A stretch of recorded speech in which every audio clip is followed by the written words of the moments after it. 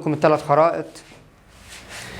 شغل دماغك مع الاسطوره علشان تكون فعل مش صوره. ازاي الكلام ده؟ ركز معايا.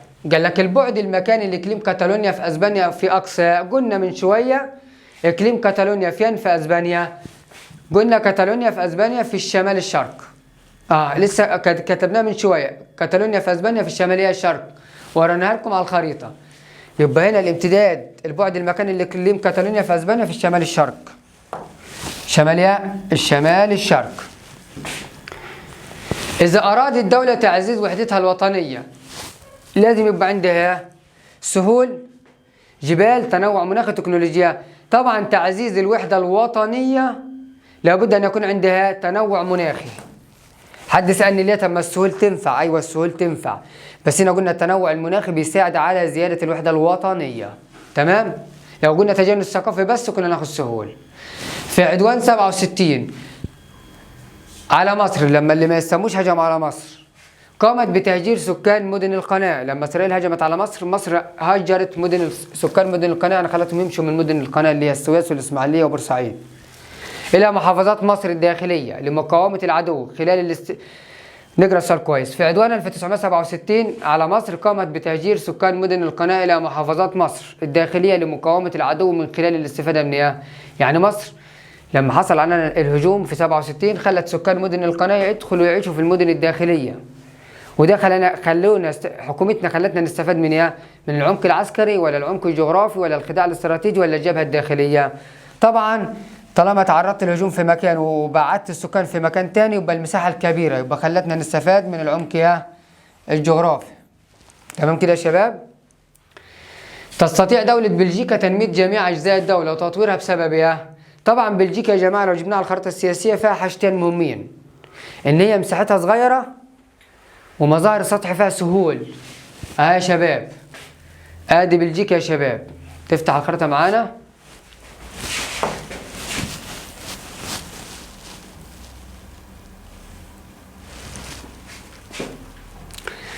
بلجيكا يا شباب مساحتها صغيرة اللي بالازرق دي، ولو رحنا هناك هنلاقي الحته اللي هناك اللي خدناها من شويه اسمها السهل الاوروبي العظيم، وريتها لكم على خريطه التضاريس في الشرح. يبقى دي سهل اوروبي عظيم ودي مساحتها صغيره. تمام؟ يبقى اكتر العوامل اللي خلت تستطيع دوله بلجيكا تنميه جميع اجزائها وتطويرها بسبب ايه؟ الموقع الجغرافي والمساحه، ولا المساحه والشكل، ولا المساحه والسهول، ولا الشكل والموقع؟ طبعا نختار المساحه والسهول عشان هي في السهل الاوروبي العظيم. تمام؟ ومساحتها صغيرة. أكثر العوامل تأثيرا على الأنشطة الاقتصادية بولاية ألاسكا. ولاية ألاسكا تبع أمريكا. تمام؟ إيه أكثر عامل بيأثر على نشاطها الاقتصادي؟ نروح للخريطة.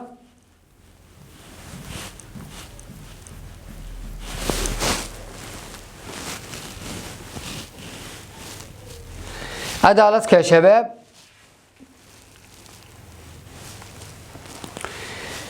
ألاسكا يا شباب لو لاحظتوا على الخريطة هتلاقوها فخ خالص. طب فخ خالص جنب مين؟ المكان ده لو مشيت كده اللي هو المحيط القطبي الشمالي، يعني كل ده من فوق محيط قطبي شمالي. يبقى هنا ألاسكا مناخها متطرف. طالما فوق خالص يبقى مناخها متطرف على المحيط القطبي الشمالي. شايفين المحيط القطبي الشمالي قدامكم. تمام؟ يبقى ألاسكا زيها زي مين؟ زي سيبيريا في شمال آسيا، وزي شمال كندا متجمدة. يبقى هنا أكتر عامل أثر على نشاطها المناخ السائد. المناخ السائد يا جماعة. تمام؟ السؤال ده مهم يا شباب. قال لك أي المناطق الموضحة على الخريطة تتوقع أن يتحقق بها وحدة بين سكانها؟ طالما قال لك وحدة بين سكانها يبقى تختار مكان فيه سهول. طالما قال وحدة بين سكانها يبقى تختار مكان فيه سهول. الوحدة يعني مكان فيه سهول. طب تعال نشوف. المنطقة واحد ده سهول عشان لا نخضر واصفر زي ما قلنا، بس هنا جنبها المحيط القطبي مش هينفع، متجمد. هنا 2 جبال مش هينفع، فانفصالية، حركة انفصالية. تمام؟ هنا 3 تحت جبال. تمام؟ مش هينفع. لكن نختار 4 عشان لا نخضر واصفر. طبعا دي مناطق سهول نهر نيلسون وسانت لورانس شمال البحيرات العظمى. يبقى 4 عشان سهول. تمام كده يا شباب؟ أكثر ظاهرات السطح التي تؤثر على الطابع التضاريسي لأمريكا الشمالية هو الطابع. يعني مين أكثر ظاهرة للسطح تأثر على أمريكا؟ لو ركزنا في الولايات المتحدة الأمريكية بيقول لك الطابع الجبلي ولا الهضبي ولا النهري ولا الصحراوي. لو ركزنا في الخريطة نلاقي شايفين خطوط كتيرة شايفين تمام. يبقى الطابع النهري. الطابع يا شباب الطابع النهري أكتر حاجة موجودة في الولايات المتحدة الأمريكية. قد تفقد الحكومة أهم سماتها الأساسية في الدولة وهي القوى التنظيمية، وقد يظهر ذلك بوضوح فيها. مين في الدول اللي قدامك دي صعب أن يظهر فيهم قوى تنظيمية؟ السؤال ده تقيل جدا علشان فيه فكر عالي، فيا ريت تصحصح معي وتدعي لي. قال لك الحكومة ما تقدرش تنفذ قوتها التنظيمية أن تنظم الدولة وتسيطر عليها في دولة مين؟ في دول مالي وشيلي ولا أفريقيا الوسطى وأفغانستان ولا بيرو والنيبال ولا جويانا والمغرب. بص يا شباب عشان نبقى واضحين مع بعضينا خالص، هنختار الإجابة بيرو ونيبال. بس ليه اخترنا بيرو ونيبال؟ عشان تبقوا فاهمين.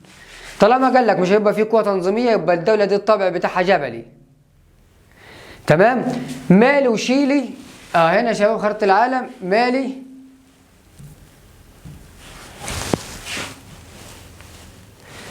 مالي المكان ده لو رحنا جبنا خريطة التضاريس هتلاقي ان مالي في المكان ده عبارة عن سهول. شيلي جبال، شيلي تنفع تمام، لكن مالي ما تنفعش. يعني شيلي هنا في جبال الانديز اللي خدناها من شوية تنفع، لكن مالي هنا في مالي يا جماعة مش هيبقى فيها قوة تنظيمية. يعني آسف، شيلي ما فيهاش قوة تنظيمية عشان جبال تنفع في الإجابة، لكن مالي هي اللي ما تنفعش لأن مالي عبارة عن سهول صحراوية سهول. تمام. أفريقيا الوسطى سهول، أفغانستان جزء سهول وجزء جبال، جويانا والمغرب سهول. تمام. جويانا سهول والمغرب جبال. واخدين بالكم؟ طب فين جويانا يا أستاذ؟ جويانا. شايفين جويانا؟ جويانا لو رحت جبت خريطة التضاريس هتلاقي جويانا هنا فنهر اسمه نهر الأورينكو. تمام. لكن بيرو ونيبال أهمات يا شباب على خريطة العالم. بصوا بيرو جبال اسمها جبال الانديز دي بيرو دي. تمام. ونيبال جبال الهيمالايا بين الهند والصين، وخدنا طبعا الجبال دي بالتفصيل وهنا لما نشرح.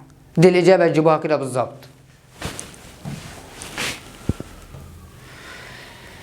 قال لك يصعب تنفيذ برامج البنية الأساسية في دولة مين؟ مين في الدول دي صعب إن نعمل فيها بنية أساسية؟ طالما مش هتعمل بنية أساسية يبقى يكون الطابع بتاعها جبال.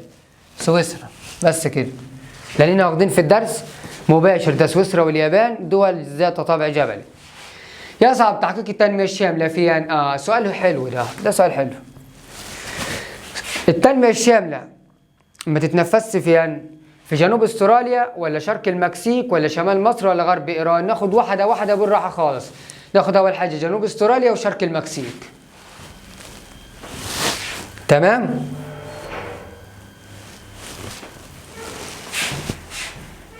هنفتح خريطه التضاريس يا جماعه.